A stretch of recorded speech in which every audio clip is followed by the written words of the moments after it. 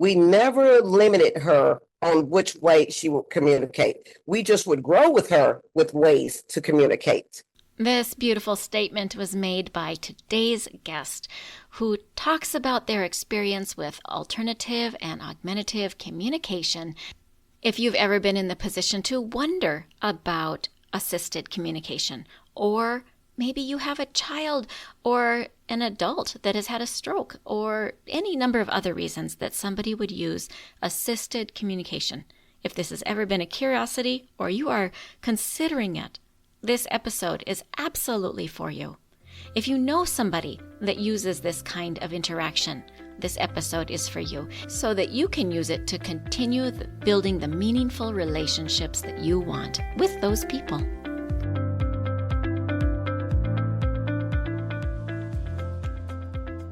Does your child have a speech-language delay and you really want them to talk? Do difficult behaviors derail home life and you know the frustration is a communication struggle? Does your child see a speech therapist and you wonder, what do they do and how can I help? If these or similar questions are in your mind, this podcast is for you. Hello, my name is Dinalynn Rosenbusch. I am a speech-language pathologist that has worked with children from birth to 21 for 3 decades.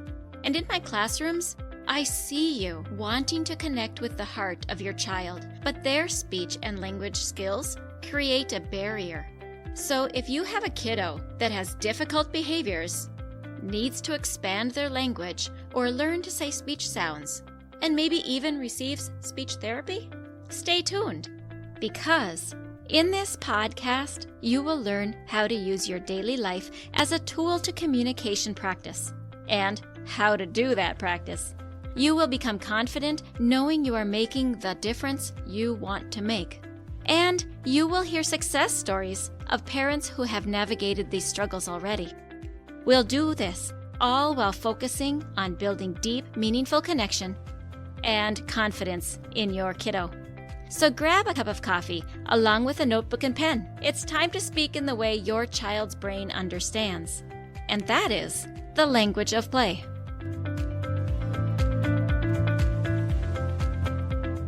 Welcome back to the Language of Play. For those of you that have voted, I appreciate your vote. If you have not voted for the Language of Play, please go to the show notes and do that. There aren't many days left in this voting period. The Language of Play has been nominated for Women Podcasters Awards, and I would so appreciate your vote. Several of you have mentioned that you would like to have connection with a speech pathologist on a regular basis, but your child doesn't quite qualify, or you're just wondering what kinds of things you can do at home. And maybe you've been told to wait and see, but you don't want to wait and see. You want some real effective answers now. That is why, for the summer, I have decided to put together a group coaching call once a week. And you can come with your questions, ask anything you want to ask. And along with that, I will be doing a teaching time each session for a little bit of the time, but then the majority is going to be opened up to you. If this is something that interests you, go to the show notes. You can find the contact for me, which is hello@thelanguageofplay.com, and I will email you that information. In this series, When Communication is Hard, you've heard a lot about different disabilities, disorders, and conditions that happen. And filtered in between, I've had episodes with guests that talk about these experiences. And today is the same. This episode also leans into the information you learned not only in the last episode, 262, about AAC and motor issues with our kiddos. It also leans into episode, it was 254, when our kids have apraxia or other motor speech disorders, because apraxia can also be something that impacts the whole body. I didn't lean into that much in the other episode because we're focused on speech right here in this series, but if you want to know more about either of those situations, go back to episodes 254 or 262, which I will have linked in the show notes. I once had a professor say to me, "You really know something. when you can tell it in layman's terms. And until that point, you don't know it as well. It is always my goal in the language of play to speak it in a way that makes sense and is not jargon-filled. It's often easier to talk in jargon because the one word can mean a whole concept. But of course, the concepts need to be explained. Today, you get to hear concepts explained in total real life by a parent and daughter who live it. I think you will particularly like this episode because this episode expands on what we talked about last time, which was augmentative and alternative communication, or AAC, which is used to assist someone who is unable to use their voice in natural speech. But today, you get to actually hear a mom and a daughter talk about their experience and what life is like now that they have an assisted device. And you'll also hear the various levels of assistance that got them to the level that they are at now. You will hear how high-tech and low-tech are both being used in order to enhance Mckenzie's ability to communicate. You will hear how it started, and you will be able to hear Mckenzie speak for herself using her device. Please know that in real time, these interactions take time. But for this episode, I took out pauses so that we can move along and you don't have silent time when you're listening to a podcast. So many golden nuggets are dropped in here. You may want to have a pencil and paper to write a few of the statements down or names of products or systems. To orient you before we begin, I want you to know that you will be hearing 4 voices. One voice, of course, is mine. You'll hear it. And then you'll hear Tamara, which is Mckenzie's mother. You will hear 2 voices that are Mckenzie's. The first is her programmed answer that she has on her device. And secondly, you will hear her own natural vocal expressions that are non-speech sounds, but they are in the background. And sometimes you'll hear the microphone struggle for just a bit to figure out which voice do I pick up on at this moment. And then it's good again.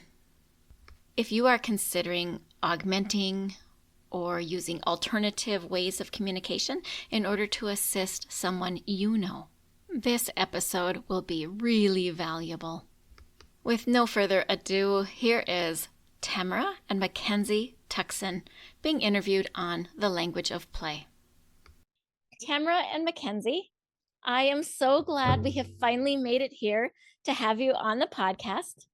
Thank you for joining us at the Language of Play today. Well, thank you for having us. I know it's been a while, but we are excited to be here and we're ready to go. Mckenzie said yes. Yes, I love this. I love this. I love this.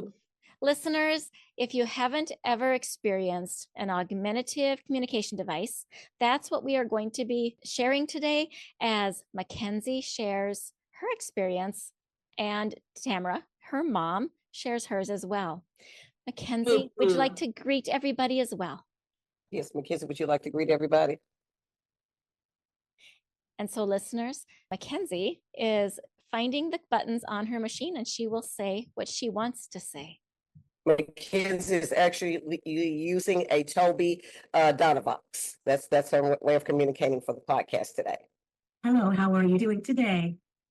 Thank Hello, you. my name is Mckenzie Tuckson. I am a fashion-forward graduated senior at Whites Creek High School. I am from Nashville, Tennessee. I am also the co-author of Mckenzie Can Talk and Mckenzie Can Cheer. Love that. Love that.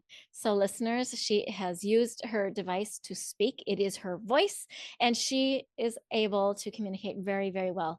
Now, Tamara, as you guys got started with this, it's not easy. I've helped parents get working with augmentative devices in my role as a speech pathologist, helping parents get rolling, helping them climb the abilities.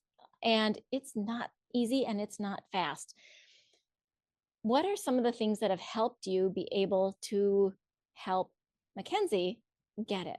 The first thing would be going to speech therapy because I knew nothing about this world. Sure. I knew nothing about it, but we found out the hard way how important it was because by her having no functional way to communicate brought the behaviors. Sure. So she was spitting, she was angry, she was frustrated, and no one could understand what was going on. Mckenzie has Rett syndrome, which is the most severe form of autism there is for a female. You're not supposed to walk, you're not supposed to talk, you're not supposed to have purposeful hand movements, you're supposed to have seizures, and not a long life expectancy. But we just decided that we were not going to allow Rett syndrome to define us, but we were going to define it. And but defining Rett syndrome meant that she had a functional way to talk. Yes. And so we started with speech therapy. And that led us to the PECS book. Mhm. And I'll be brutally honest with you. The PECS book was 3 times this size. And when Okay. the speech, So I'm going to interrupt you for just a moment Okay. to say picture communication system, picture exchange communication system is PECS. yes, yes, And what Tamara is showing is a great big binder. And she's saying that there were 3 big binders, so to speak, or 3 times the 3 type. times the size The of the size. binders. We started with a huge binder. And I'm going to be honest with the parents. At first, I was like, you expect me to carry this binder around everywhere we go? But I did. I bought into it. Because what I didn't know was if she learned those PECS pictures, then that would lead up to her having an iPad. If she could navigate the iPad, then she could soon navigate the Toby. Those PECS pictures played an instrumental part, and we took it everywhere. Church, the restaurant, at home. We put them up on the refrigerator. We put them on by the bathroom wall. We put them in the car. Anywhere that you could think of, we put them. So that's how our journey started with AAC and with also the picked pictures. I think that it would be really good for parents to understand from your perspective, what is it like to have a picture exchange, to have communication? Like there's different ways that it can be done. Yes. I've done Velcro, I've done stickies, like all kinds of things. How did you do it in a way that was functional? So we started with Velcro. That was the thick book that was originally given to us. We started with a Velcro and we had the pages. So it was a good tool because it not only taught Mckenzie what the pictures and gave her a voice, but it also taught her to turn the pages. So she learned how to turn the pages and we put it in sections. Now, this is the one that she currently uses, and we upgraded it. We made this age appropriate, where we took a Bitmoji, made it look like her, and we cut it out, printed it, cut it out, and made her a Bitmoji book. It was age appropriate. She started feeling like the other PECS pictures were kind of childish. So we made her a Bitmoji picture book, and it also can use slang. I'll give you an example. The other day we were passing McDonald's and she was in the back seat of the car and she pulls this one off. And that's her peeking over eyeballs. And I said, I know that's McDonald's. I said, but you told me you were going to help me cook spaghetti today. So can we just wait on McDonald's? And this is what she said. So then she picked another picture. She picked another picture and she said, I have something to say. So I said, okay. Okay. And the picture itself, I'm just defining for your audio only listeners. And so this is a picture of a speech bubble with nothing in it, but above it, it says, I have something to say. And now mom knows that Mckenzie wants to say something else. Go ahead. Yes. So I said, okay, Mckenzie. I said, is that what you want? And she said, yes. I said, okay. So I said, do you think you could wait till this weekend? And she said, and she pulled off. Oh, she pulled out a card saying, I'm sick. I'm sick. Was it true? Or was she poking fun at you? She was poking fun at me, telling me if I don't get this McDonald's, I'm going to be sick. And I'm going to tell you something. As a parent, I was so proud of her to go through those 3 stages to let me know I see McDonald's. Then I have to convince you that I did want to cook spaghetti, but since I see it, we'll do spaghetti another day. And that happened to joke with it to say, if I don't get it today, I think I might be sick. She got McDonald's that day. I'm not going to frustrate her or argue with her when she's taken to initiative to do something that we begged her to do. And that's communicate with us instead of getting frustrated. See, any other time before we had this in the back seat, it was, ah, ah. That was her way of saying there was McDonald's. But Yeah, now how you would you have your know? own, right? But now you have a functional way to say, I want some, I see McDonald's, I want some McDonald's. Yeah. So this has been excellent. I mean, I'll tell you another story before I'll tell it now. So that we usually go, sometimes we go to breakfast, we cook breakfast at home, and then sometimes if we want something quick, we'll go to Bojangles. That's a breakfast place here that sells biscuits. Okay. So we pulled up in the afternoon. Bojangles sells breakfast all day long, though. So we pulled up at the breakfast place, and Mckenzie pulls this. It's a PEX picture, and it has a young lady on there, and she's saying, "Good morning, good morning." This was telling me that, Mom, we usually come in here in the morning. What are we doing here in the afternoon? I said, Mckenzie, I know that we usually come in the morning. I said, but they sell breakfast all day, and we're going to get breakfast for lunch. I love it. And so this is Yes. much more sophisticated communication that she's now using with those same simple pictures. Yes, yes, and they're age appropriate. So it's the Absolutely. same pictures that you would use on your Bitmoji app. Right. We just made them into PEX pictures. Nice. Mckenzie, do you enjoy doing those picture exchanges like that? I have a variety of ways to communicate, like any other young adult. The PEX book was my second form of communications. I had to learn to use the PEX picture in order to receive my toby. I also learned to use switches to advocate my toys by myself. I use signs to cheer and the Big Mac switch to spirit after the cheer. I use a keyboard to type my schoolwork and an iPad to speak with and type on. So she had multiple ways to communicate. We never limited her on which way she would communicate. We just would grow with her with ways to communicate. Perfect. That leads me into the next thing I want to talk about, and that is the idea of child-led communication. You're following her lead. You're following what she's able to communicate about, what she's interested in.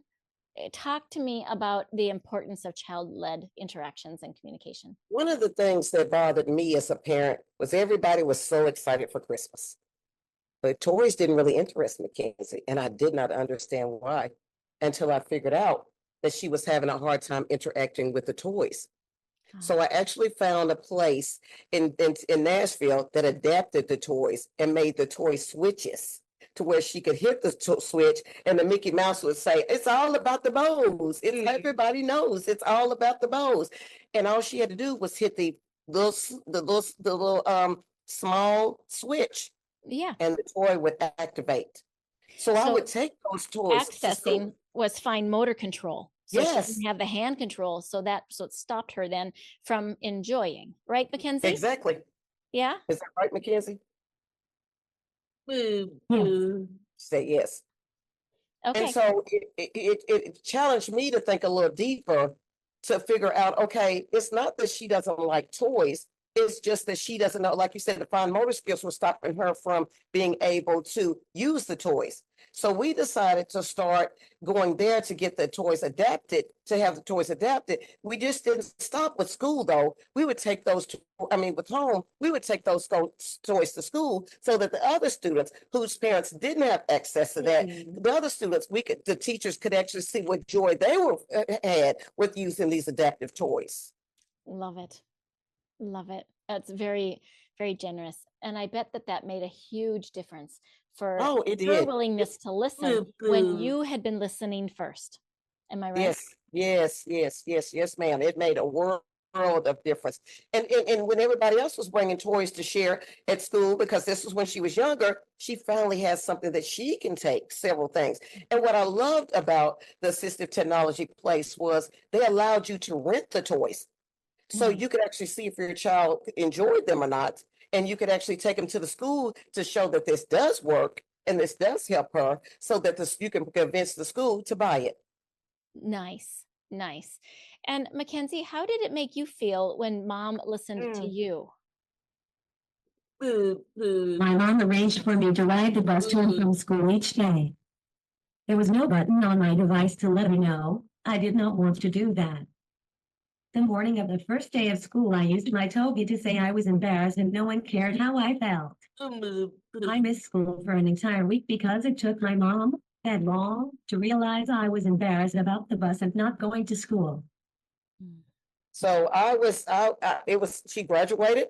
We'd done everything. We cheered, and she was going to go back for 4 more years because you can attend school here till you're 22. But I was just like, okay, I can take me out of the equation. I don't have to be there to walk her in or do anything like that. No, she was not happy with that.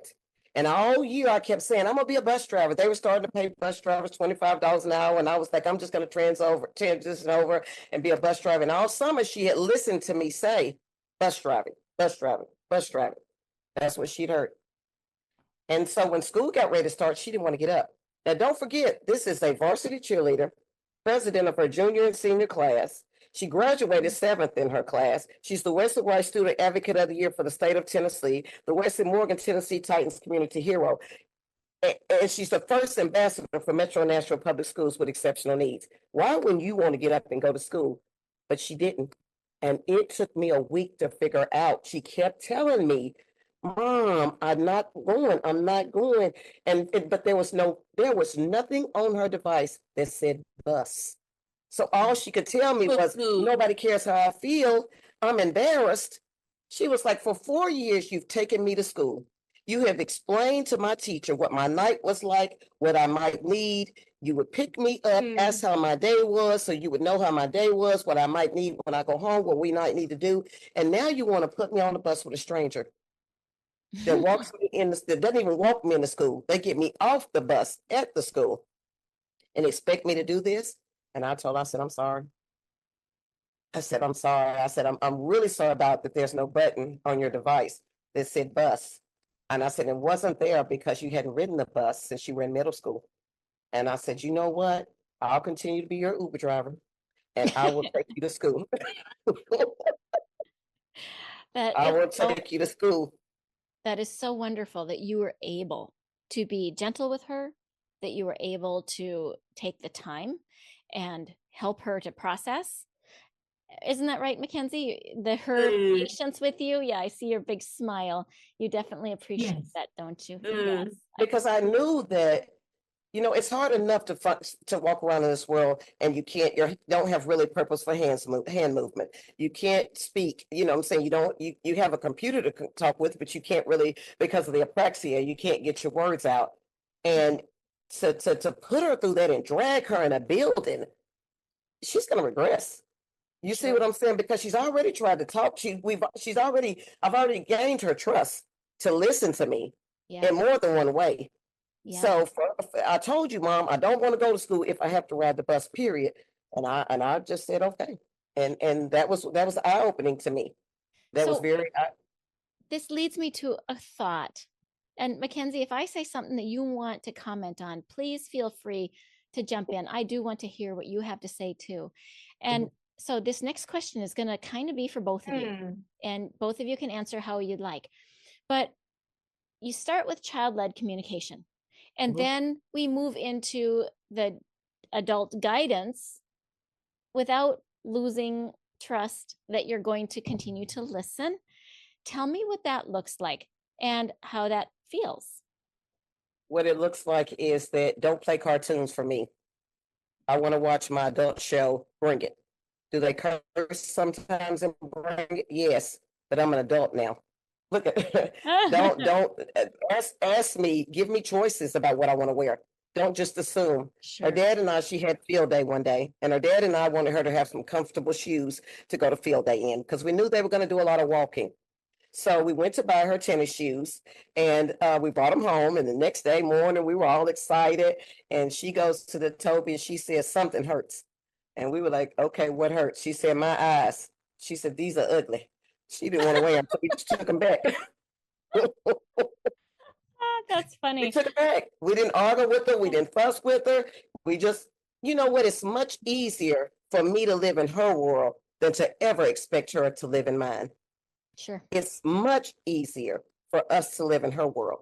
And if I can go in her world and I can navigate it. I can navigate it. Doesn't mean I need help. Yes, I'll need a child psychologist. I'll need a speech therapist. I'll need an occupational therapist. I'll need a physical therapist. I'll need to build a relationship with my daughter, with the school. But I can tell you this, it's much easier for me to navigate in her world than to make her come in mine. And that's how we get along so good.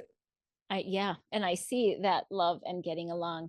I watched the videos and listeners, that are 3 videos in the show notes that you will enjoy looking at to see Mckenzie and her mom interact, particularly about Mckenzie. Yeah, what are you wanting to say, Mckenzie? You want to tell her about you can Yes. stand up. You Okay, can stand up. She she's wants to stand up. standing. You want her to tell her about your mom? I call my mom my assistant. It is our little Joe. We do just about everything together, but my favorite is cooking in the kitchen together.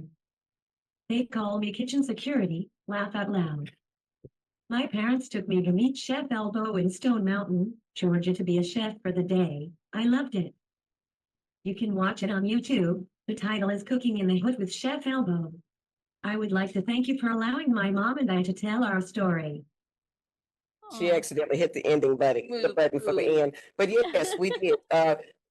We do a lot of things together. I was her job coach at Bubble Love Tea. We made 250 signs for her to cheer for all of for 5 years in high school.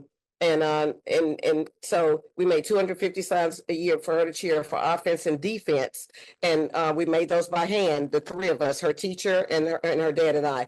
And I stood on the court with her until she actually learned how to hold the sign herself. And then I would back up some and just give her the sign that would go with the cheer. And we would flip the signs, offense and defense. So we do a lot. That's why she says she's my assistant. Did you hear her? She says, Mom is my assistant. I love it. I love it. And she means that. I mean, she says it. And I told them your assistant, your Uber driver, your job coach, and everything. But I don't mind, because one thing that I want is that when I leave this earth, one thing the child psychologist told me, when you leave this earth, you got to make sure she can get along with other people and that she can integrate in your family's world when you're not there. And that was big for me, because when I walked in the child psychology office, I would come in and I would talk about all the negative stuff she was doing. Mckenzie did this and Mckenzie did that. And I just can't believe it. Did you hear her in the lobby? And he told me, he said, stop. He said, you tell me what she did right. And I said, okay. So the next time we come back, I come in and I might say one thing.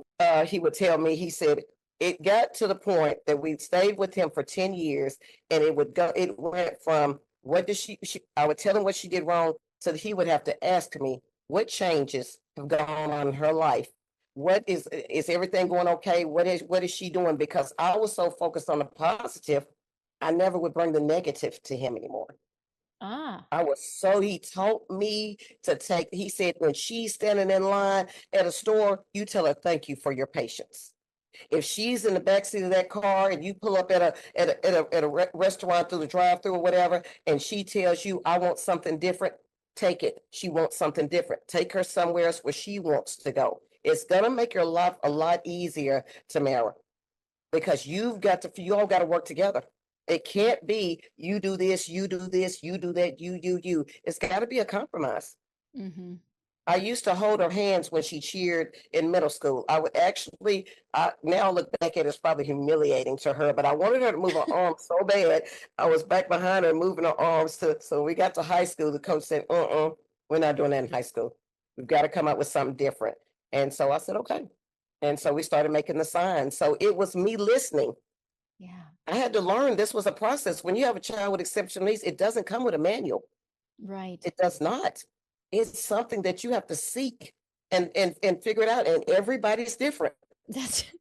Every single family and every single child is different. So there isn't a roadmap for you. No. I mean, there's some things like the picture exchange communication system. That one was a plan that was effective, but how you implement it, what works, which pictures work, it's different. It's a process. Mckenzie, how do you feel when somebody takes the time to actually listen? Here, let me, here you go. There you go. Hit it. What I have found is that usually does not happen. So for people that do not take the time to get to know me, I have learned to be understanding and continue to educate. I have found that some people are afraid of things that look and sound different. It's very few people that just, we're advocates. And so what we have learned is, well, we know we had to learn. So we have to be patient with other people. Yeah. So we have to teach. So instead of getting mad, we just teach them. And one of my favorite things that I learned was when Mckenzie was running for homecoming queen, her junior year. She didn't win, but that was fine. It was just, that's just a process. But I asked the kids, I was fortunate enough to be around the children a lot because of the fact that I helped her cheer. And I asked them, I said, what do the kids say about Mckenzie? They said, that's just Mckenzie with the box that talks. I love it. Of all the things they could have called her or said, of all the stigmas, she's from that class, or she has intellectual disability, or she has Rett syndrome. It was Mckenzie with the box that talks. I said, I'll take it. Yeah, I'll take that's it. great. I see a big smile from Mckenzie as well.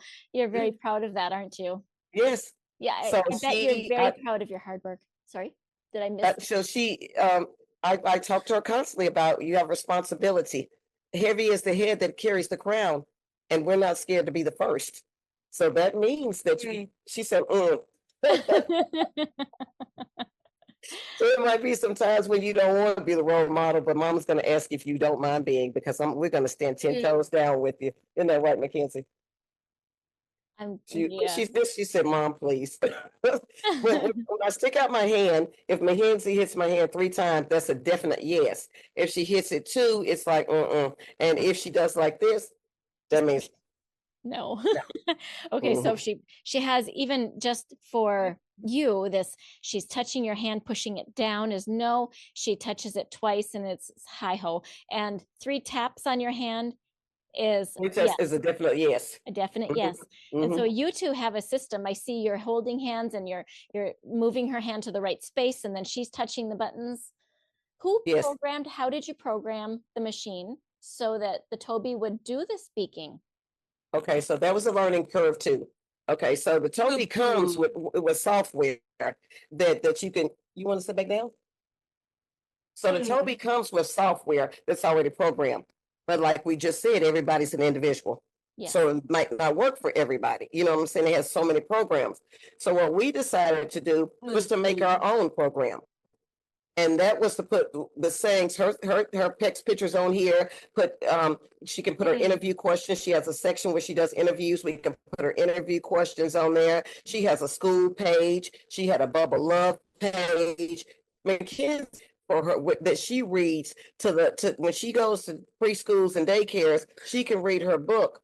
Mckenzie can talk to the kids at school. Oh, I love it. Okay, so listeners, we're watching the Mckenzie and Tamara Tuckson work. Illustrated by Katie Grayson. So we're using a Toby communication device. It's black.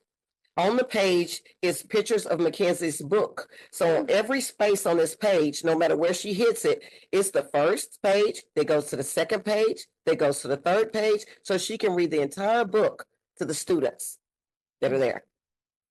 I love it. That's fantastic. Mckenzie, what age level do you typically read to? Hold on just a second, let me get back on her page. Yeah, get to the right page, because now I asked a different question that the choices are going to be on a different level. You want to tell them? I am going to let my mom answer that question. It's not on her device, so I'll answer it. And it's usually, it's the preschool. Okay. So it's elementary and preschool. And she has coloring sheets. She takes her books, she reads to them. She has coloring sheets, she has t-shirts, she has crayons, she has little tumblers, and she'll take it and read them. And we're actually just became a nonprofit this year. Congratulations. And it's called Mckenzie Speaks. And our goal is to be able to actually go to these schools, bring all her devices, all her cheer signs, all the PEX books, and show them and give them one of Mckenzie's books and a sticker and show them what inclusion looks like. So it's an empowerment for not only the students, the teachers, and the school. I love it. Love That's it. our goal. Love it. So that's our next, she said, me too. That's our next journey, is to be able to get some grant money that we're able to go around and be able to go to churches, schools, pop-ups, the farmers market, and be able to educate individuals. Are you excited about it, Mckenzie? Are you excited? Yes. Yes. I Okay, love that. she talks with her eyes too. You can tell she Yeah. talks. So She talks with does her eyes. Toby pick up on her eye gaze and her hand movements? Yes. So yes. yes. Would you explain eye gaze for the listener who does not know what that might be? Mckenzie has apraxia, which means she has Rett syndrome. First of all, she does a lot of hand to mouth stimming. She also has apraxia. So sometimes she's not able to get her hands to do what she wants them to do. So the Toby has an eye gaze system where she has learned to control the eye gaze with her eyes. Okay, so I'm going to put that into a little different language for our listeners. Okay. Apraxia is a difficulty with the coordination of the muscles and the nerves so that you control. Yes. All right. Okay. She's controlling the screen with her eyes. Sorry about that. Okay, that's all right. And Go so, ahead, I'm sorry. okay, so apraxia is a condition where your nerves don't control the coordination well of your respiration, your breathing, your speaking, and your voice together. And so she's also got hand involvement. So she's got movement in her hands that aren't quite as controlled. So therefore, in the device, when her eyeballs hit, is it a sensor, I suppose, on the top? It is. And then what they do is they start out by tracking your eyes. So when you first get your device, they'll have you go in the left corner, right corner, bottom corner. They'll have you go in different corners of the device so that it can track your eyes, and then it calibrates. And then that way your eyes can operate the screen. Right. That sounds good. So it's kind of on the same lines of your phone looking at your eyes to recognize your face. Yes. But in addition, it's tracking so that the amount of movement, how long can you sustain a gaze, all of that in order to activate a switch. It also points out your weaknesses, which really helps. Mckenzie was having a hard time going in the upper left-hand corner.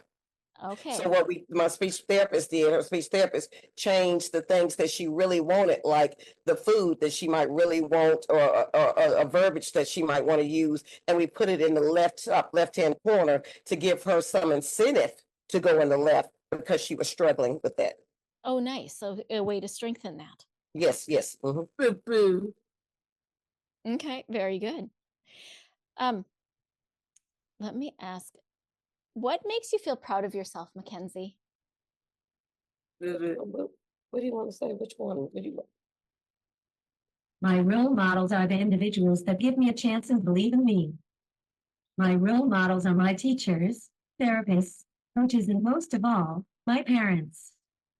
These are the people who respect my different abilities, and in return, they become role models for others as well. So that, I think she is, to me, she said yes. To me, she's saying that she's proud of herself for becoming a role model. Okay. That's not easy. No. I mean, she has been the first for a lot of things, and it takes a lot of courage to be the first. It takes a village that's behind you to be the first, that believes in you when nobody else does. And I'm most proud of her for that. She said, Because there's been some times where her father said to me, "You sure you want to do this?" And there's been times when I've said to him, "You sure you want to do this?" And we end up going ahead and doing it, for her. But yeah, she's one thing that that people have said is that it's a lot easier for her because she does have the support that believe in her. So when people would ask, how is she going to cheer? I would always tell them, just wait and see. And we showed them a different way of cheering. When people would say, how is she going to run for president? Well, she's got a mom that's going to stand behind her and make a signs. She's going to pass out candy. She's going to get a device program that says vote for Mckenzie, but not only vote for Mckenzie, but vote for other students. I'm going to tell you a story. Mckenzie didn't win her junior year for running for homecoming queen, and that's fine because sometimes you win, sometimes you lose. But there had never been a gentleman at the school with exception needs that had ever run for homecoming king. So Mckenzie was like, okay, let's get Devin. So we asked the teacher who he thought might want to do it. And he said, Devin, I think Devin might want to do it. So we made signs for Devin. We passed out candy for Devin. Mckenzie put on her communication device. Vote for Devin, vote for Devin. Do you know Devin won 80-10? He beat a wrestler, a football player, a basketball player. And you know what I said? How long has this school been waiting these students to vote for someone like Devin? I Was see never Mckenzie given clapping. the We love opportunity. that. So good. Yeah. Had never been, and Devin would go around the school saying, "Hail to the king, hail to the king," and wore his crown during the daytime. I mean, it was so funny. But just to see him, the school provided him a tuxedo. Somebody went and picked up his mom so she could attend. I mean, the teacher and I, we did the legwork with making sure he had the proper, things to actually run the posters, made the posters and stuff. And that's a memory I'll never forget, for him to win 80-10 and be so happy. That was a proud moment more than Mckenzie. Yes, that was a proud moment. Yes, I see that. And now that you have pointed out how she is touching your hand to indicate yes, I can clearly see the differences now. Whereas when we first started talking, I wasn't seeing it, but now I see it. Very good. I mean, that's just a different way. And we taught the kids that at school. So she would have her Toby. She would have her iPad that goes across her body that she would wear. She would carry this and sit this on the desk. The Toby on the desk at school. She would take the iPad. We put it around her to carry so she could carry something lighter to the cafeteria. She had a hipster where she could actually hit the buttons and say good morning, or good morning to the teachers, or say I'm having a rough day or something like that. And so we moved past the hipster and actually went to the iPad, and that's what we started using. So every chance we get, we're trying to grow. We're trying to do something that's just experience something that's different and see how it goes. That is so good. I am very, very glad. Now, in a final question here, I'd like you to talk with the parent that has a child with some special needs. They're not really talking well. Maybe they're considering augmentative device, and maybe they're thinking maybe the PECs. They're not quite sure how to do child-led. Where would you tell that parent to begin? I'm glad you said that, because we made this book. It's called Mckenzie Can Talk. The title was supposed to be Why Mckenzie Can't Talk. But the publisher, when his daughter started illustrating, said, Dad, this book needs to be Mckenzie Can Talk. So what we wanted to do was, we wanted to make sure at the back of Mckenzie Can Talk, we put 7 free QR codes. We don't make anything off of this. We just didn't want anybody to struggle. For our audience that is only listening, we have a book that Tamara and Mckenzie have together written that she's talking about. Mckenzie Can Talk. So go ahead, continue from there. So in this book, it was a process for us to figure out what was a functional way for Mckenzie to communicate. I actually kept all of the sticky notes that the teachers would put on her folders and stuff. She would bite, she would kick, she would fuss, she's upset, but she didn't have a functional way to communicate. It was a process to learn. We went to speech for 13 years to figure all of this out. I was determined. Plus, I needed to school to convey. I needed the outside therapy to convey to the school, who might not be able to spend as much time with Mckenzie, and they were not able to write the scripts for the Toby. I needed them to transition over where they could write them letters and tell them what to do. We didn't want anybody to go through that. And so we wanted to put all of low-tech and high-tech devices that Mckenzie used in this book. There's a free QR code. We're not getting any resources from it. We just wanted to bless people with it. So for every device, there's a little paragraph and a QR code that takes you directly to that device that might fit your individual's needs. Beautiful. And like I said, everybody's an individual. So that, everybody might not be able to have insurance to pay for their high-tech device, but there are low-tech devices on here that you can also use too. Well, my biggest thing would be to say to parents is, learn it yourself. You have to sit in those meetings. Don't sit in the lobby. Don't just bring the child and sit in the lobby. Go back there with them because they're not only educating your child, this needs to transition over from home to school, to church, to the restaurant, to anywhere that you go. So you need to know how to functionally use this stuff to be able to advocate and help your child, because a lot of it at first is hand over hand, mimicking it. Good morning, good afternoon, how was your day? A lot of it's hand over hand. And I, as a parent, had no clue about that until I attended speech with Mckenzie. Beautiful. That is a very, very solid advice to end this with. And listeners, if you want more information on apraxia and other examples of AAC devices, more episodes have just recently been recorded on these topics. We'll put them in the show notes for you. Can Mckenzie say one last thing to Yes, close it out? Mckenzie, please do. Okay. My advice to individuals with different abilities.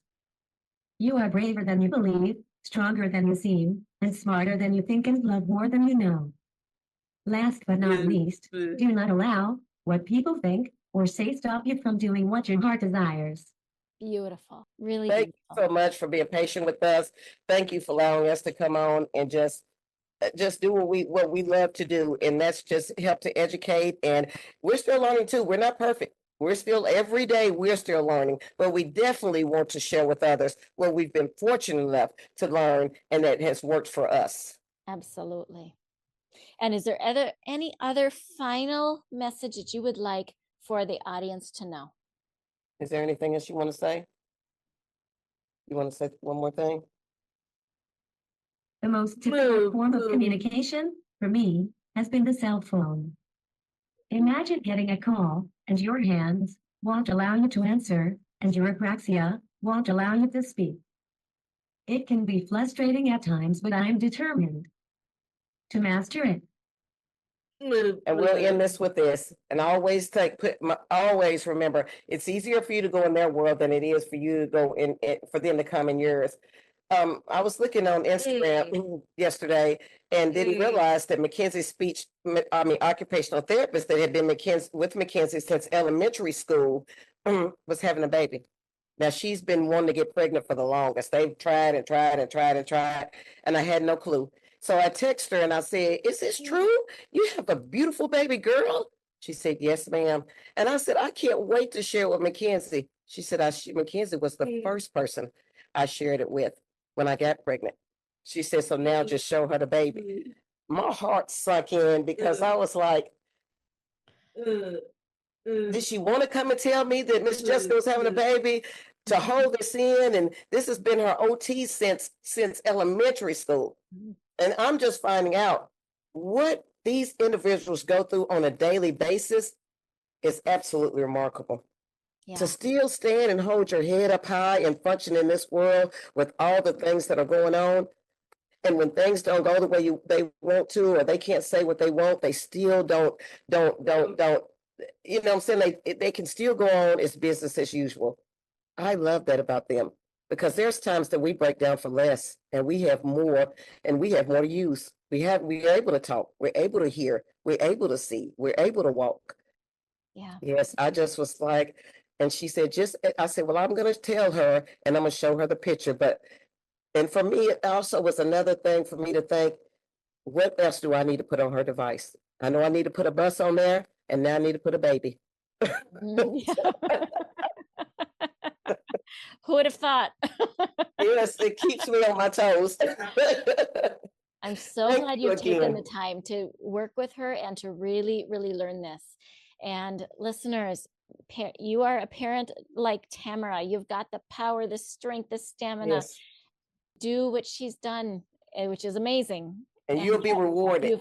You will. Yes. You'll be rewarded. And when you contact somebody like Tamara, and her contact information is in the show notes, then you can get the resources that you need so that you can walk through these situations with support and with guidance. And one thing, I'll leave you on this note, one thing the Mission to Advocate does, and it's the first thing we do, is we listen. Who wouldn't want to have an advocate on their team that listens in your time of need? Amen. I am so incredibly proud of you guys. Thank both of you so much. Thank you for coming, Tamara and Mckenzie. Thank you. Thank you. All right. Bye-bye. I hope you enjoyed listening to this episode as much as I enjoyed interviewing them. Now go to the show notes and vote if you haven't done your voting. And thank you. Hey parents, I hope you found this episode helpful. If so, would you please take 30 seconds and share it with a friend who also lives or works with children? I would really appreciate it if you would leave a quick review for the show on Apple Podcasts. I read every review and it lights me up to know that this show is making a difference. Then come join my Facebook community, where you'll meet other parents who are dedicated to helping their children grow too. You'll find the link in the show notes. Thank you for joining me. Now it's time to go. Let's pop our kiddos in the strollers and go look around outdoors and see what we have to talk about.